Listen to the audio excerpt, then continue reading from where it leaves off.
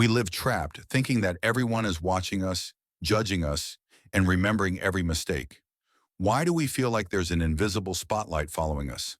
Why do we believe every move is being evaluated? What if the real problem isn't the opinion of others, but the story we build in our own minds? The worst part is that this fear paralyzes us and stunts our growth. Stay, because understanding this can give you back a freedom you didn't even know you'd lost. There was a moment in my life when I was convinced that everyone was watching me. I felt like every step I took was analyzed, that every gesture was evaluated in silence. I remember walking into a coffee shop, ordering a drink, and walking toward the table where a friend was waiting for me. As I moved forward, my mind wasn't present in the moment. It was caught in a storm of thoughts. I wondered if I was walking strangely, if my posture seemed rigid, if someone noticed something odd in my expression. Instead of enjoying the aroma of the coffee or the conversation I was about to have, I was too busy mentally reviewing every detail of my behavior. How I sat down, how I held the cup, how I moved my hands while speaking. It was like living under a constant microscope, and it wasn't an isolated case. The same feeling appeared at the gym. As a beginner, I doubted my technique. Every repetition was accompanied by a silent question. Will they be thinking that I don't know what I'm doing? Will they be judging me for doing it wrong? Even at family gatherings or parties, I analyzed my way of speaking, of laughing, of simply standing there. The real question wasn't whether others were judging me. The question was something else. Was it all in my head? And that doubt marked the beginning of a profound change. Now we are going to dive deeper into that feeling of being constantly watched. That feeling of being constantly watched didn't disappear when I left the coffee shop. It followed me everywhere. At the gym, for example, it intensified. Being a beginner, every exercise felt like a public test. If I lifted a weight, I thought someone was evaluating my technique. If I tried a new machine, I was overcome by the doubt of whether I was doing it wrong and if others noticed. Every repetition was loaded with insecurity. I wasn't focused on improving, nor on feeling physical progress, but on imagining what others might be thinking. I told myself that surely someone would be watching my mistakes, judging my lack of experience, perhaps even mocking me in silence. It was exhausting. Instead of growing, I was stuck in my own mind. And it wasn't limited to the gym. At parties or family gatherings, the pattern repeated itself. I analyzed my way of speaking, the tone of my voice, the way I laughed. If I stayed silent, I thought I looked weird. If I talked too much, I believed I might be annoying. There was always an imaginary criticism floating over me.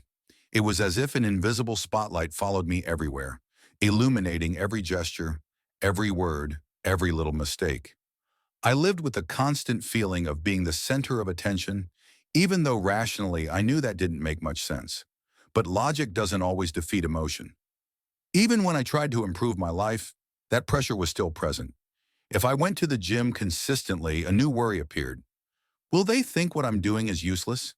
If I spent time writing every day, another doubt arose. Are they making fun of me for taking this seriously? Instead of focusing on my progress, I stayed trapped anticipating others' reactions. The most curious thing is that, deep down, there was no real evidence that anyone was judging me. There were no direct comments, no obvious looks, no open criticisms, only assumptions, only interpretations created by my own mind. Over time, I began to ask myself something fundamental. Are people really as aware of me as I think? Or am I overestimating my importance in others' lives? That question completely changed my perspective. Because maybe the problem was never the gaze of others. Maybe the problem was believing that a constant gaze existed when, in reality, each person was too busy with their own story. For a long time, I believed that people were actually keeping track of everything I did.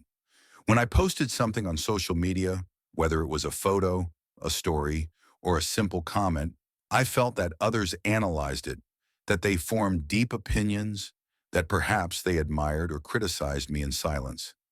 If I walked into a small neighborhood store and ran into someone I knew, I imagined they would talk about me later, thinking about what I had bought or how I looked.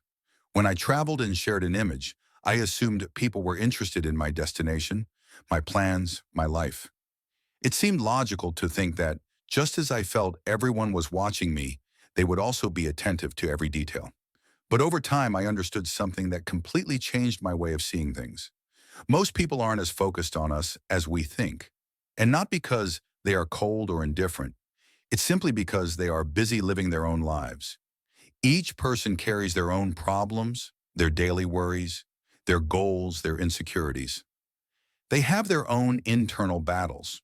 They might look at one of our posts for a few seconds. They might notice a mistake we made. They might even comment briefly. But 5 minutes later, their attention returns to their world, to their work, to their family, to their concerns. We stop being the center of their thoughts almost immediately. Even when we make an obvious mistake, the reality is that collective memory is short. Maybe someone notices. Maybe there's a passing comment. But soon they forget it because they have more urgent matters to resolve. I remember a scene that helped me understand this clearly. I saw a man fall off his motorcycle. It wasn't a serious accident, just a small slip. Several people approached to help him. I also looked. I made sure he was okay. And when I saw that nothing serious had happened, I went back to my thoughts, my goals, my gym routine, my work. I didn't spend the rest of the day thinking about him, and then I understood something fundamental. If I didn't dedicate more than a few minutes to that scene, why did I assume others would dedicate hours or days to analyzing my own mistakes? The answer was simple. I was overestimating how much I matter to the rest of the world. We tend to believe there's a constant spotlight aimed at us. But in reality, each person lives under their own imaginary spotlight. Everyone feels observed, judged, evaluated. But the truth is that everyone is too concentrated on themselves. And when I understood that, it was liberating. If most people aren't really watching me, then why let an imaginary judgment control my decisions? Why hold back my actions for an opinion that probably doesn't even exist? It's not about becoming indifferent or arrogant. It's normal to care about how we are perceived. It's part of our social nature. The problem appears when we allow that imagined perception to dictate our choices. Understanding that we are not the constant center of attention is not a defeat, it is freedom. Understanding that most people aren't as focused on us as we think was liberating, but it also forced me to make an important distinction. Not all opinions are irrelevant. Not every external judgment is simply noise. The key is knowing how to differentiate. There are moments when someone gives us advice and our first reaction is to defend ourselves.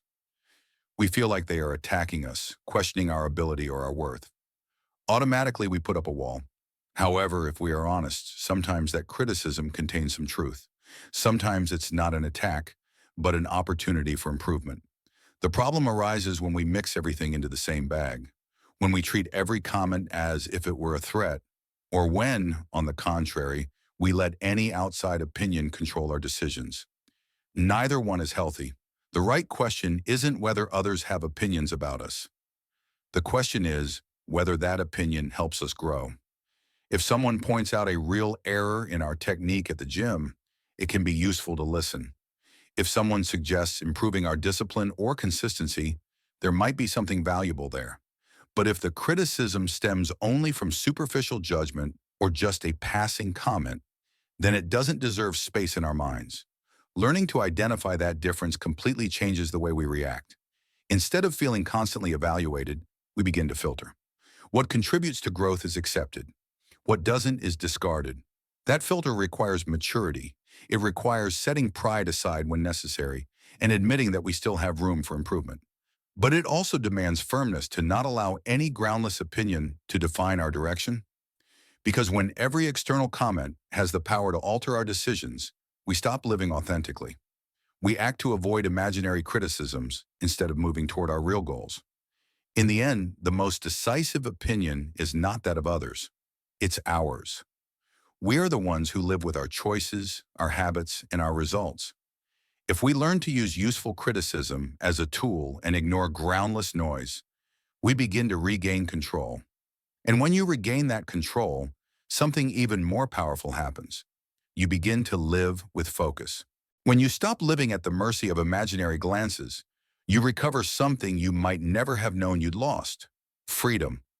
Freedom to make mistakes, to learn, to try something new without the constant weight of external judgment. Because the reality is simple, Most people are too busy with their own lives to analyze yours in depth. So what changes when you internalize this? Your focus changes. Instead of asking yourself how others see you, you start asking how you can improve today. Instead of worrying about whether someone thinks your training is useless, you simply train. Instead of doubting if writing every day makes sense, you simply write. Training with consistency, getting enough sleep, waking up early, working to be 1% better every day. These small acts stop being conditioned by external approval and start depending solely on your personal commitment.